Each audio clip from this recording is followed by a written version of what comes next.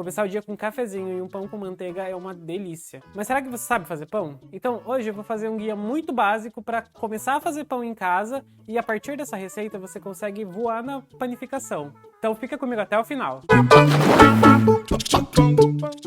Fala verdinhos, como é que vocês estão? Eu sou o Luiz da Minha Verdinha, um canal feito pra gente conversar um pouco mais sobre a comida e compreender um pouco das técnicas mais básicas da cozinha. Se você gosta desse tipo de conteúdo, já se inscreve aqui embaixo, clica no botãozinho para receber todas as notificações quando eu postar vídeo novo e já curte esse vídeo. Assim o YouTube entende que esse conteúdo é importante e ele vai chegar para mais gente. Essa receita de pão é muito simples, a gente até chama de pão base. É um pão que tem 4 ingredientes: sal, farinha, fermento e água.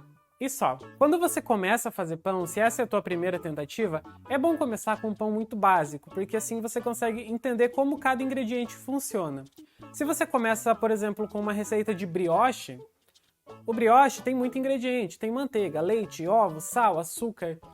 Então você pode acabar se perdendo ali na hora de entender o que está acontecendo com a tua massa, caso ela desande por algum motivo. Então, começando com o pão base, você vai seguir uma trilha, aprendendo a desenvolver cada ingrediente para conseguir o melhor resultado. O pão é uma daquelas preparações que a receita serve como guia, mas ela não pode ser a tua base. Vai depender de muita coisa. Depende da farinha, depende da água, depende até do sal, depende de todos os ingredientes, como eles vão interagir entre si ali.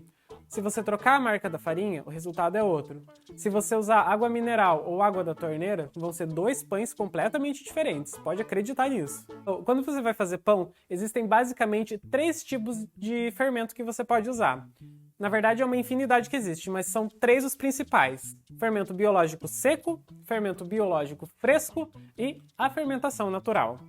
A fermentação natural é um tópico totalmente à parte da panificação, porque aqui as receitas vão mudar bastante. Só que se você sabe fazer o pão base, quando você for para a fermentação natural, que é um pouco mais complexa, você vai ter o domínio dos ingredientes. Então o fermento vai ser só um ingrediente a mais para você aprender a trabalhar.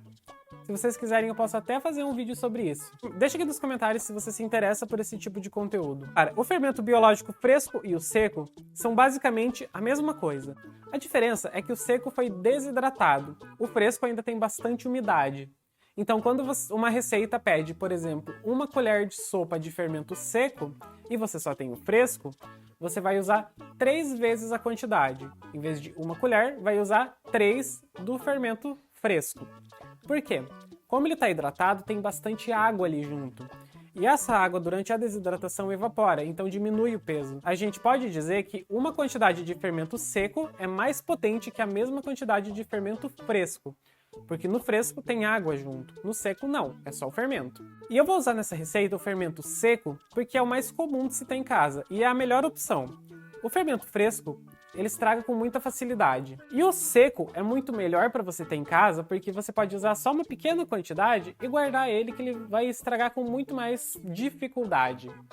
Tem 3 receitas aqui no canal, se eu não me engano foram o sonho, o pão do hambúrguer vegano e mais algum outro pão que eu fiz ali, que eu usei o mesmo fermento seco, apesar de ter quase 1 mês de diferença de uma receita para outra. Então é muito bom ter o fermento seco em casa, ele dura bastante e vale a pena. Só que quando a gente vai usar ele, eu gosto de hidratar antes, para facilitar esse processo e também para ver se ele ainda está funcionando. Porque às vezes o que a gente tem que lembrar é que o fermento é um bichinho que está ali, é uma levedura, então ela pode morrer. Quando você hidrata, você vê se ela ainda está viva. Para isso eu vou colocar meia colher de sopa de fermento, 1 colher de sopa de água e vou deixar agindo ali. Só vou dar uma mexidinha para misturar e vou deixar hidratar. Se eu ver que formou bolhas, que virou um creme, é porque ele está vivo. É porque o teu fermento está funcionando. Ele está ali começando a criar essas borbulhas. Com o fermento hidratado, eu completo a minha medida de água, que vai ser 1 xícara, e coloco em um bowl. Assim eu aproveito todo o meu fermento, não deixo nenhum resíduo ali na medida. Nessa água eu vou colocar 3 xícaras de farinha de trigo. Eu gosto de colocar em etapas. Eu coloco 1 xícara e mexo bem com o fouet para desmanchar todos os grãos. E assim o trigo já vai absorvendo a água e vai se tornando muito mais maleável. Com esse processo, fazendo aos poucos, vai ficar muito mais fácil de sovar o pão depois. Eu coloco a minha 2ª xícara e misturo o quanto eu posso, mas na segunda já vai ficar muito duro. Então eu paro de mexer e vou com a mão mesmo. Antes de colocar a terceira xícara, eu coloco uma colher de sopa de sal. Assim eu garanto que o sal vai se distribuir completamente pela massa. E o sal não serve só para temperar o teu pão. O sal serve também para secar o glúten. Ele vai puxar a água do glúten e vai deixar ele um pouco mais rígido. Então, quando você está sovando o teu pão, que a massa está muito pegajosa, cuidado com o trigo. Às vezes não é trigo que falta, é sal. Então, no começo é normal a superfície estar muito pegajosa, porque a água está na superfície.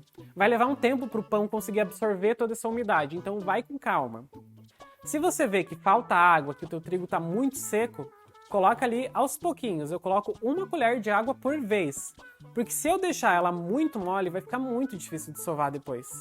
E para o primeiro pão, é melhor você deixar a massa um pouco mais dura, porque é mais fácil de trabalhar.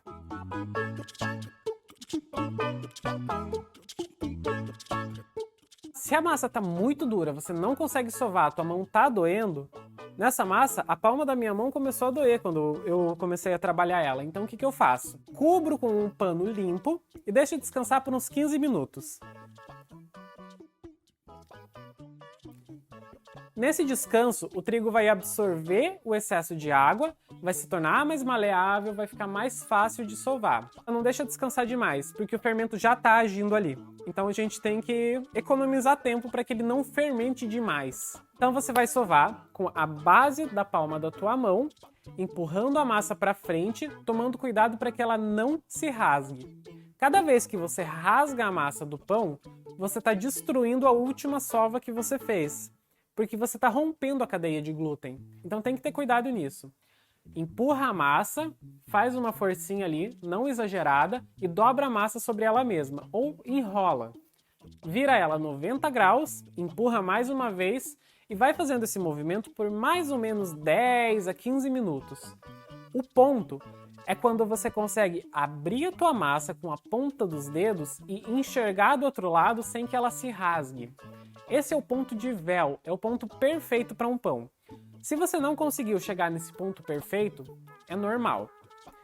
É realmente difícil chegar nesse ponto na mão, as máquinas conseguem chegar muito mais rápido, com muito mais eficiência.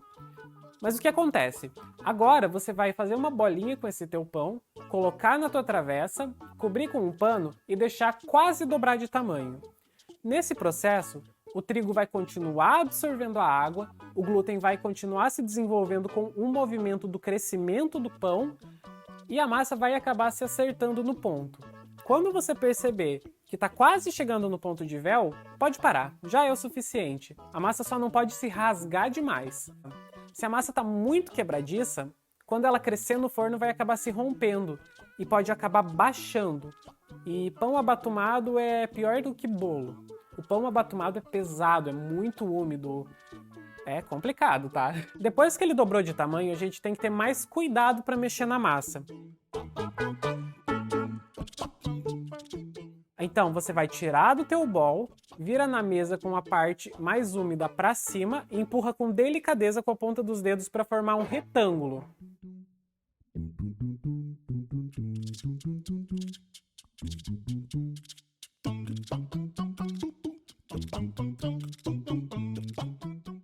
Esse retângulo você vai dobrar uma ponta para dentro e outros dois lados você junta no centro, formando um triângulo. Pega a ponta do triângulo e vai enrolando em direção ao lado maior e apertando com os polegares. Assim, a massa vai ficar firme ali. E deixa sempre essa dobra para baixo. A parte mais lisa do pão fica em cima, que é a parte mais bonita dele.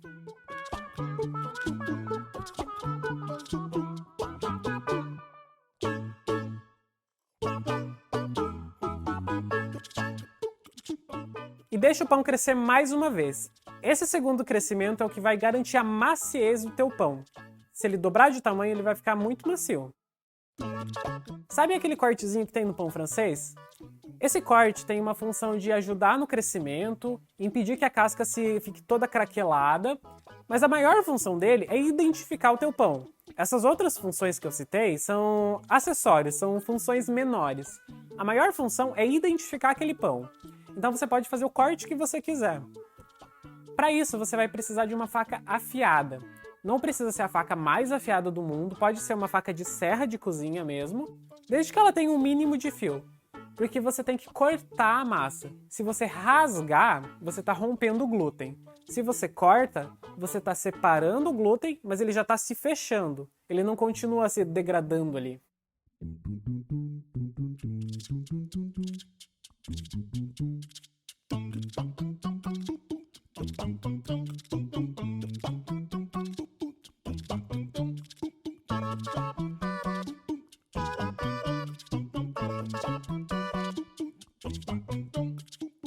E faltando 20 minutos para o pão crescer o suficiente, você liga o teu forno e coloca embaixo uma forma com um pano de prato encharcado em água, com bastante água mesmo, que é para formar vapor dentro do teu forno. É esse vapor que vai criar a casquinha crocante lá. O vapor faz com que a farinha de trigo da superfície solte o amido. Aí a água evapora e o amido fica duro, fica crocante. E nesse momento você liga o teu forno no máximo, ele precisa estar bem quente, justamente para criar esse vapor. Na hora que colocar o pão, a gente vai baixar para uns 200 graus. E para colocar o pão, você tem que ser muito rápido. Abre a porta do forno, coloca o pão, borrifa a água, fecha a porta. Entendeu? Abre a porta do forno, coloca o pão, borrifa a água, fecha a porta. O forno de casa não regula muito bem a temperatura, então quanto menos você abrir a porta, mais constante ela vai ser lá dentro. Lá pela metade do tempo, que vai ser mais ou menos meia hora, 40 minutos, você tira essa forma de água de baixo para que esse vapor acabe, senão o teu pão vai ficar ensopado. Você precisa deixar ele secar agora. Como que eu sei que o pão tá pronto? Eu dei uma média de 40 minutos, mas para saber se o pão tá pronto, você precisa bater nele. Se o som for oco, ele tá pronto. O tempo vai depender de cada forno, então vai fazendo esse teste. Quando ele estiver todo dourado, tira, dá umas batidinhas, se o som sair oco, tá pronto. Tira do forno, coloca em cima de uma grade para resfriar, para não criar vapor embaixo. E quando ele esfriar completamente, tá pronto. Você precisa deixar esfriar completamente, que se você cortar quente, pode abatumar também. A massa vai parecer que tá crua ainda, vai ficar muito úmido lá dentro e isso não é legal.